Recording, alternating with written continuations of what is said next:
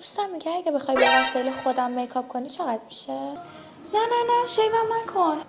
یه لحظه وایستا. اگه فقط بخوای پوستمو میکاپ کنی چقدر میشه؟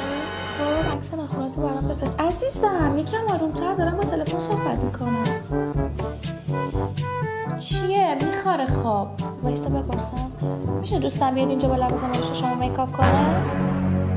چرا اینجوری نگاه میکنی؟ بگو نه دیگه.